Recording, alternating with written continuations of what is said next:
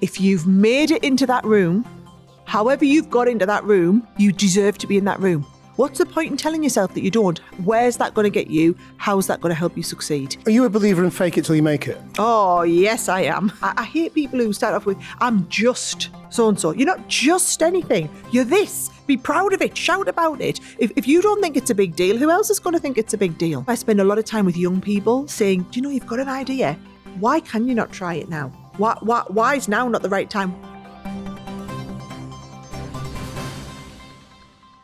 My guest this week is the entrepreneur, investor, star of Dragon's Den, Sara Davies. Now, Sara was the founder of a crafting business, which has become incredibly successful, and she now invests in other people's businesses through Dragon's Den. But she has just announced that she's leaving the BBC show for the time being. So, Sara Davies, how would you change the world? So, you'll not be surprised to hear that I personally think the cornerstone of any successful economy is small business. And so for me to want to change the world for the better, I think the more we can do to make those small businesses successful, that in turn will have a knock-on impact of the economy being more successful. That will lead to everybody being happy, more prosperous. We'll have a better world all around. You've got a unique sort of perspective really on small business because of Dragon's Den and everything that flows from that, I imagine, and that you've got a lot of sort of fingers in pies, but also you get to see and talk to a lot of people. Yeah. How would you say the environment feels right now? I mean, is it harder to be an entrepreneur now than it was when you started? Or is it always the same? No, so I've been in business for 20 years. And I can tell you, the last few years coming out of that post-pandemic world have just been tough. And I know for a lot of business people, you know, sometimes you just question, well, why am I doing it? Life would be so much easier if I just went out and got a job. And I think that the thing with being in business is you don't carry the weight of your world on your shoulders. You carry the weight of every member of your staff on your shoulders. You know, I remember, even if I go back to when the pandemic hit, I had 250 staff at the time. And the decisions I was making in my life were not about how do I prepare and how do I preserve what I've got in my life. It's how do I save those 250 people's jobs so that they can continue to pay their mortgages? And that is the weight that an entrepreneur carries, the weight of their other staff. And so I think definitely the last couple of years, I've felt that weight more than ever and felt that responsibility. And it's felt really, really tough. But this is what we were always taught. It's the tough times when the fittest will survive, because you've got to dig that little bit deeper so that when the good times come round again, you'll be the ones that are succeeding. And so for a business like yours, you know, selling crafting stuff. I was wondering how you were going to finish that stuff, crafting stuff. Why has that been so difficult? So you might find this surprising. And what I really struggled with after the pandemic and during the pandemic is people all said to me, oh, your business must be booming at the moment because everybody's getting into crafting. Yeah, everyone's at home. Right. And yes. During the pandemic, our industry grew monumentally. The amount of people getting into craft was insane. Well, yes, the craft industry grew. There was more interest in crafting. However, we're facing the same economic challenges that all businesses are. Our container shipping costs went from £4,000 a container to £24,000 a container. Our customers don't care. You know, you can't charge them more for the price of products. The cost of doing business went through the roof in every area. And that is what we had to deal with as a small business, with all of this price pressure, yet we are in a luxury spend market. So I don't feel like we can go to our customers and say, that pack of felt tip pens that we sell you that was always $9.99, it's going to be $12.99 now. They won't tolerate it. They won't pay for it. So we've got all of the price pressure keeping our prices low, so you're not making anywhere near as much money as you were. And businesses that were already pretty close on the line and making small margins couldn't survive because the small margins became negative margins. And those businesses that were making good margins sometimes question, is it worth it? Because you put your prices up to $12.99 for that pack of pens, nobody wants to buy them. So it doesn't matter how much demand there is in the market, it's not necessarily flushing through to being able to build a profitable business. And I've seen hundreds of small businesses in our industry just shut up shop because it's not worth the hassle, and the costs that they have to incur are not enough to sustain going forward. So 6 years I've been filming in the Den, and in that time I've watched different businesses come through those doors, and the massive change in the way that people approached business in that first year to how they were approaching business through post-pandemic times and how they're approaching it now has been monumental. And I've started to get a real feel for who's going to succeed. And you can see more than anything, it's attitude. Are they nimble enough? Can they adapt to what's going on in the market? And I hate it when we get these ones coming in, they're just a little bit like, woe is me. I've got this great business. It was fantastic, but now the economy's difficult. So I'm just kind of, holding on in, wait until it gets better, and then I'll be great again. Those people aren't going to make it. They aren't the ones who are going to succeed. And it's fascinating to see the different mindsets. Mindset will get you 98% of the way there. I have no doubt about it. Because you're leaving Dragon's Den now, but as you leave, how many of those businesses are you still invested in and involved in? Yes. So, crikey, over 6 years, every year, I could pick up potentially up to a dozen new businesses. Now, not every one of those businesses that we invest in ends up going through and completing the deal. Some of them decide it wasn't all they were cracked up to be. They didn't want to do this. Some of them don't pass their due diligence. But a lot of those businesses I have stayed in as a slightly longer term investor than maybe a lot of people ordinarily would. With business, generally any investor coming in might take a 3 to 5 year outlook. I'm still invested in businesses that I invested in my first year, because more than anything, those businesses still want me in that business. And my motivation is maybe a bit different to some other people that sit there. I want to help that business on that journey. And if I feel like I'm in a position to still continue helping, I'd rather do that than cash in my chips and make a bit of money and move on to the next one. I've never been that make a bit of money and move on to the next one. I get my kicks and my cup's filled up from knowing I've helped those entrepreneurs. And that is worth so much more in my life to the money that I make on business deals. And what is your role? I mean, because that's the bit we never see. Once you've done the deal, yeah. I know some of them drop by the wayside, but if you've done the deal, you've invested, what do you then do? Or is it different for each one? The best way I can describe being an investor, or certainly how I approach it, is it's a little bit like being an auntie, right? So I remember when my sister had her first baby, it was great because I could turn up. I was like, oh yeah, this is how you burp the baby. Yeah, give me the lovely cuddles. Isn't that lovely? Oh, that poo's a funny colour. I think you want to look into that. And then at the end of the night, I would, give her a nice little kiss. There you go. That's your problem now. You have the sleepless night. You have the worry. You're the parent. I'm just the lovely auntie. And that's what being an investor in a business is like for me. I get to come in, I get to share my positive experiences, I get to give that entrepreneur all the advice that I've got. It's up to them whether or not they take it and listen to it and implement it in their business. I'm not there to run their business for them. I'm not there to handhold them. I'm there to be a mentor, to be a coach, to be a role model, to support them, to stand with them on that journey as they succeed in their own business. I don't parent my niece. I support my sister to parent her daughter. And I think that's the big difference. And is that what you sort of distilled in the book? I mean, the book is a series of little lessons that don't take long to read, but is that are intended as sort of a weekly class in which people have a task and some homework and something to think about. Is that essentially what you're telling your businesses as well? So here's the thing. I've got a lot of stories, right? I am that's what I love to do. I learn through hearing other people's experiences and stories and fables. That's what's always worked for me. And I have the privilege of being able to travel all over the world and getting invited to stand on big stages and speak to tens of thousands of entrepreneurs and share those stories in the hope that it makes a difference in those businesses.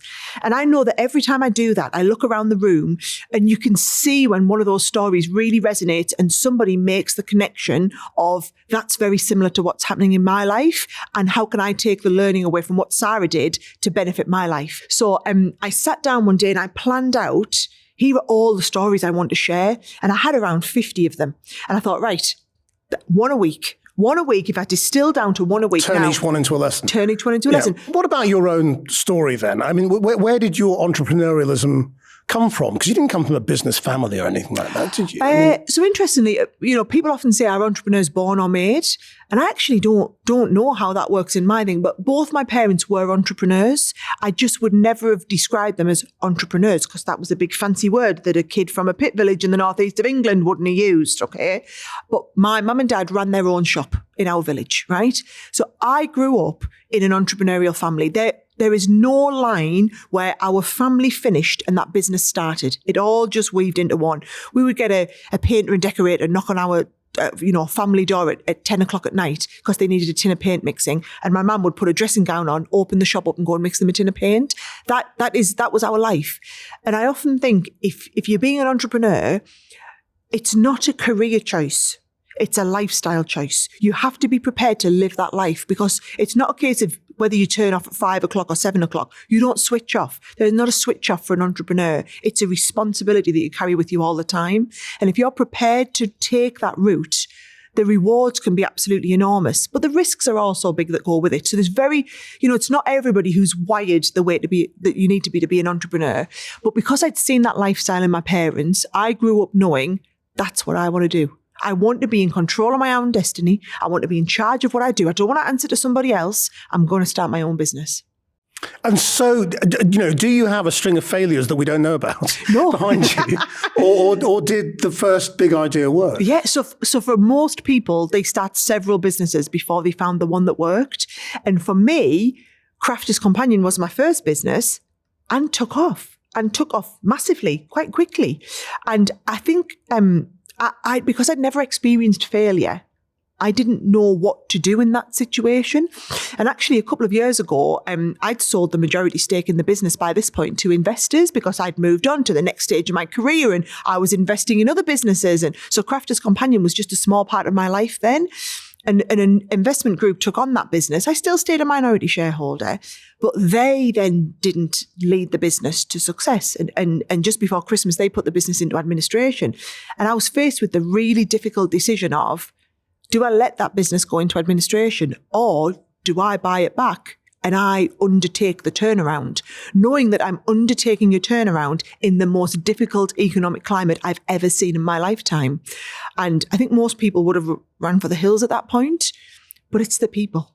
The people that mattered, the 100 plus staff that were still in that business at that time, most of them were people I'd recruited into that business and that I deeply cared about so much. And I felt like I owed it to them to take a roll on the dice and to buy this business back and to work my little socks off building that business back up. So I feel like I've experienced failure now, but in a different capacity. Somebody else's failure in your somebody else, but I'm still picking up the pieces from it and I'm still taking the learnings. And so it's been quite the whirlwind couple of months, I can tell you. But I think a lot of people who sort of play around with the idea of, I got an idea on this and an idea of that. They just don't know where to start. Yes. And they kind of think, well, you've got to have loads of money to start a business. Where do I get money? So let me debunk that first myth, right? So when I started the business, I had $5,000 worth of savings that I'd saved from doing my year's work placement. And I remember my first product, I got a quote to get it off the ground and to get it manufactured. And it was £30,000 and I had $5,000. So at that point, most people either give up or they go and remortgage their house, take out massive loans, whatever it is, go into debt for that £30,000. Neither of those were an option for me. I wasn't going into debt and I wasn't giving up on this. So there's always more than one way to skin a cat. And the way I did it was, instead of making the product in plastic and making £2 or £3 a unit selling it, I got them made in MDF in me dad's mate's garage, making a quid profit on each one, right? And it wasn't the glamorous start to the business that I envisaged, and it wasn't where I wanted the business to be, but it got me started.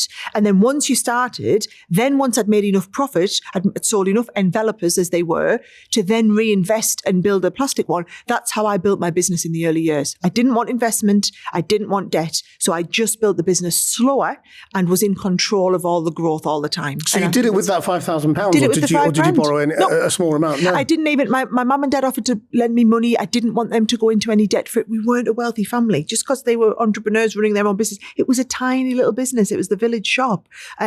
So I didn't want them to have that pressure for my business. But I think the difference for me is I was only 21. And I think you have a different appetite to risk when you don't have a mortgage to pay, you don't have dependents. I didn't have a job that I had to give up to pursue my business. I was doing this as a side hustle while I was at university. And it's that side hustle that I turned into what could become a full-time job for myself. And I think that's why I spend a lot of time with young people saying, do you know, you've got an idea. Why can you not try it now? Why is now not the right time? Why wait till you've built a career or you've got a mortgage to pay and everything like that? Then it's a huge risk that you're taking. Why not try it now? And I always say to people, start first as a side hustle. That's the best thing you can do. De-risk as much as possible. Start as a side hustle and build from there. I mean, because we often talk about Britain as a nation of shopkeepers, that small businesses are the engine that drives the country. But I think the small businesses of now and of the future are of a different kind in a way. You know, it's not just about retail or, you know, the traditional kinds of businesses that we've seen since the post-war world. And people are sort of wrestling with, you know, big manufacturers, China, the tech companies, and kind of wondering where small business fits into that. So, you know, what do you advise people who want to be entrepreneurs in the current climate? It is the thing that's driving change is the pace at which the world is developing. You know, I'm a business owner. I can't keep up with the pace of change with the artificial intelligence in this world. And it's terrifying. But I think for a lot of businesses, the principles behind running a business are the same. Whether it was 3 generations ago running a shop or a small farm or a holding, or businesses now that are starting up purely internet based. I see a lot of people starting side hustles on Etsy, for example, or building up a business on social media. It's just, the world is just different, but the principles behind driving and running a business have never and will never change. Just the world in which that business operates needs to change. So I always say, go back to the core principles. I mean, it's interesting that you talked about the difficulties, but they've not necessarily been governmental. You know, are there things that you think could change around you, around the environment, that would make life easier for entrepreneurs? There's always things that are going to make life easier for entrepreneurs. And a lot of business owners are complaining about the government, the policies and the taxation. Yes, all of that would massively help and make a bigger difference. However, if I look at what's made the biggest difference in my entrepreneurial journey, it's not been what the government's done or what the taxation policies have been. It's been the people I surround myself with.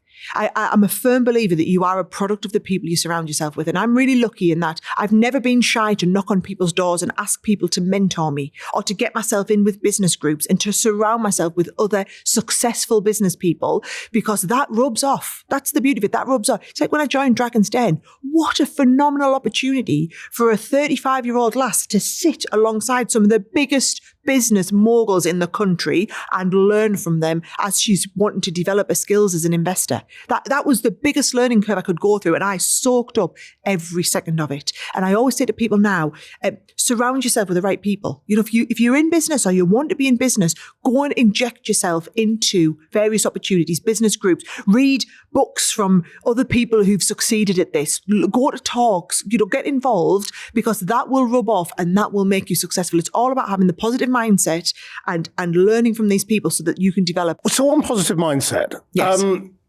Are you a believer in fake it till you make it? Oh, yes, I am. Do you know what I used to do when I first started?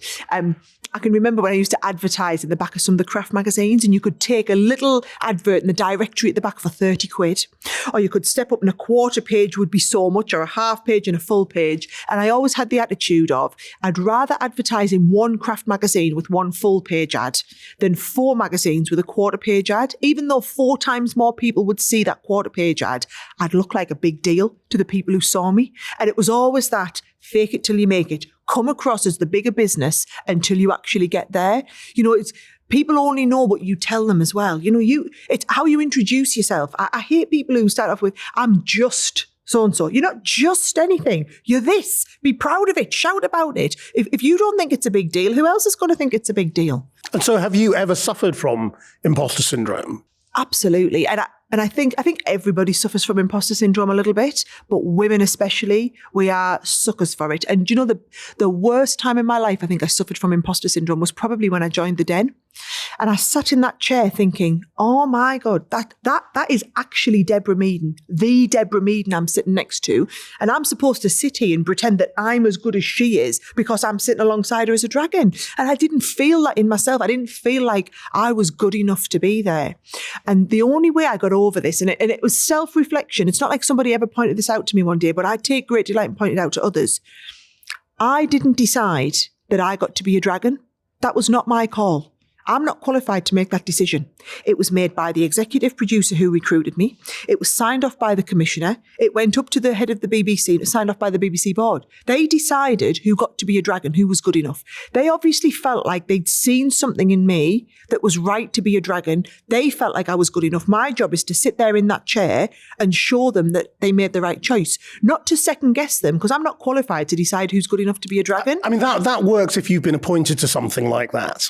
But a lot of entrepreneurs have to get in the room. Yeah. So what's your advice on? But they've got in the room. That when you're in the room and you're still thinking, I don't know what I'm doing here. If you've made it into that room, however you've got into that room, you deserve to be in that room. What's the point in telling yourself that you don't? Where's that going to get you? How's that going to help you succeed? If somebody else has seen something in you to invite you to sit around that board table or to give you the opportunity to come to that event or whatever that is, it's your job to pick it up and run with it. If you let the feelings of self-doubt creep in, they will monopolize your mindset and you will perform at the level that you think you're going to perform. If you go into there with a positive mindset that you can do this, you will succeed at this.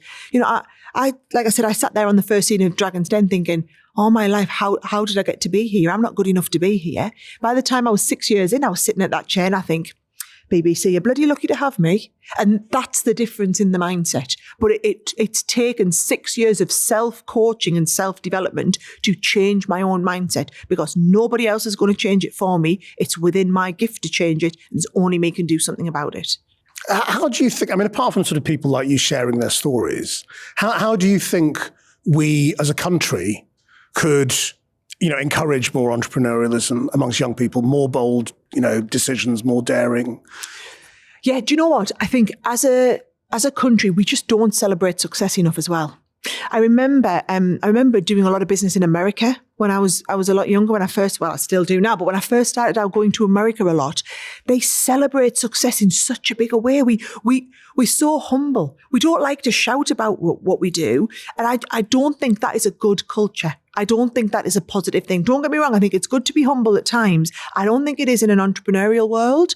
And I think the more that we can big ourselves up, and it's very un-British to do that. But I always take the opportunity. And that's why I think entrepreneurial groups and network groups are so good, because other people might big you up where you're not prepared to. So have you learned to do that? Yes. And do you know what? I'm sitting here and do as I say, not as I do, because I still can't sit out there and go, do you know what? I'm absolutely awesome. Because it's not me. It's not humble. It's not British, and I would never do it. But do you know what? As long as I'm thinking it inside. But what I do is I go out of my way to do that in others. They always say you should surround yourself with people who in a room full of opportunity would go out of their way to mention your name. Those are the sort of people that you want to be friends with. And I said it earlier, you are a product of the people you surround yourself with. Choose wisely. Choose really, really wisely. That's what's really paid off in my career. So, I mean, if the Den has been such a big part of your business maturity as well, by the sound of it, why are you leaving, really? I mean, have you been seduced by the glamour of TV? Because you're going off to do a quiz for ITV. Do you know what it is? It is, I want to do everything. I love every facet of my life. It's like when I did Strictly, and someone came along and they said, did you want to do Strictly? And in a blink of an eye, I was like, yes. And at the time, I'm juggling. I've got young kids. I've got a multi-million-pound business operating on 3 time zones, in with 250 staff. I'm trying to juggle an investment portfolio. I've still got my BBC commitments. I was presenting on Morning Live a lot at the moment. And then all of a sudden I have to fit 50 or 60 hours of dancing in a week and travel up and down the country. But I wanted to do it so badly. I just said yes. And the thing with Dragon's Den is when I went into it, I assumed I'd do 2 years. That's what everybody else before me seemed to have done, a couple of years, and then they'd change it out. And they just kept asking me to come back and I kept saying yes. And you know, my kids are getting a little bit older now. They're starting to challenge me from being away from home a lot. And the business needs me. You know, taking back Crafter's Companion this year, I'd wound down the involvement that I had in the business. And all of a sudden, I've ramped it back up at pace. And it's unfair on me to put the business second to something I'm doing because I want to do it. I always call Dragon's Den my side hustle or my hobby because it's what I did. You know, I earned my money in my own business. Dragon's Den for me was always the side hustle. It was the hobby. And this year, I just looked at it and I always describe Dragon's Den like an iceberg. The bit that you see is the bit at the top, the filming. And yes, it's only 17 days of filming. If it was only 17 days of filming, I would have begged, borrowed and stealed 17 days from my life to make that because I love it so much. But it's not. It's then up to a dozen businesses you're committing to become a part of their family. That's another dozen people who have me on speed dial, who want to WhatsApp me on a regular basis, who need me to understand what's going on in their business, what's going on in their life, and advise and add value. And if I'm not in a position where I can give them do a good job of doing that, it's not right to do it. So I chatted with the BBC and I mean, they were pretty devastated. You know, they love me being a dragon as much as I love being a dragon. And so what we agreed was this year I needed to put my focus on Crafter's Companion. In a business capacity, I couldn't take on another chunk of businesses. But that was not me closing the door. That was me just saying, this year at this moment, yeah. I mean, you mentioned Strictly. I mean, you and I have both done Strictly, and it is sort of life-changing in the moment. But down the line, people will still say to you, you know, was it really life-changing? Has it still changed your life? And I have to sort of keep reminding myself, I think, about what I got from Strictly, and then I remember, and then it's good. But you've talked about how you learnt about, well, I suppose focus. And being in the moment and performance as a result. Yeah. I think one of the biggest things for me, and there's two big things I learned from Strictly, and one of them was being present. So probably same as you, I had to fit Strictly in amongst a really busy life when a lot of the other contestants could drop everything else in their life and just train 14, 16 hours a day. And I was really jealous of those people because I would have loved to have done that and given it my all. And I just couldn't. I could give Ali Ash 6 hours a day. That's all I could give him. From 6, I used to get up at 5 o'clock. I used to train from 6 a.m. till midday every day. And I remember him saying to me one week, he's like, I've never, ever known anybody with the capacity to pick up steps as quickly as you are. I can't understand it. They all say that. And do you know what I said to him? I think it was he's never, ever trained with anybody else before 9 o'clock in the morning. Yeah. He didn't know that there were 2 6 o'clocks in the day, you know, and I had to do it at 6 o'clock in the morning. It's the only time I had time. But what would happen is I'd get to 8 o'clock, and at 8 o'clock, my phone would start pinging and buzzing, and I'd be checking my watch. And then all of a sudden, between 6 and 8, there was nothing else going on in my life. He had 100% of my focus. From 8 o'clock onwards, he didn't, because my mind would be somewhere else. I was there in body, but I wasn't there in mind. And he said to me a couple of weeks in, you're brilliant between 6 and 8 a.m. At 8 o'clock, something changes. You're not quite the same.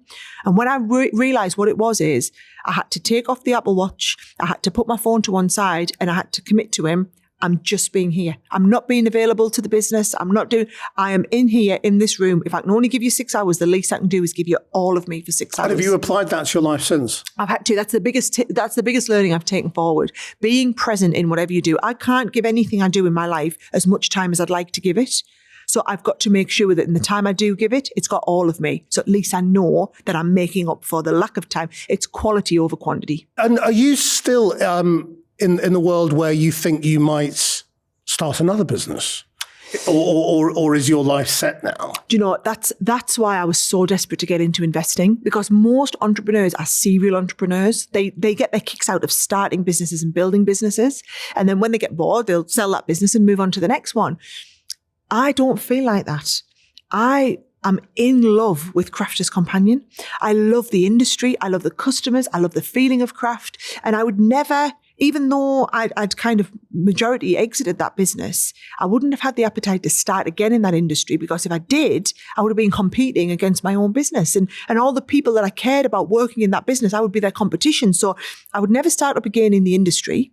And then I think, well, what's the point in starting again in a different industry? I've spent 20 years understanding that industry back to front, inside out. I challenge you to show me a single person in the world who understands more about the craft industry than I do. You know, you couldn't. I genuinely don't believe there is. And you don't worry about somebody coming in and stealing your market share. Someone saying, well, I could do what they're doing. Let them try.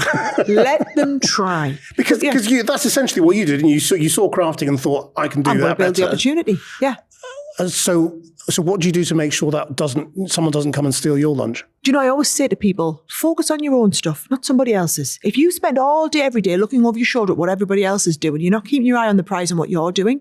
I always worked on the basis of, we're so good at what we do, we're just going to get our head down and we're going to focus on that. We're going to do that really well and let everybody else come and copy us, because they aren't good enough to have their own ideas.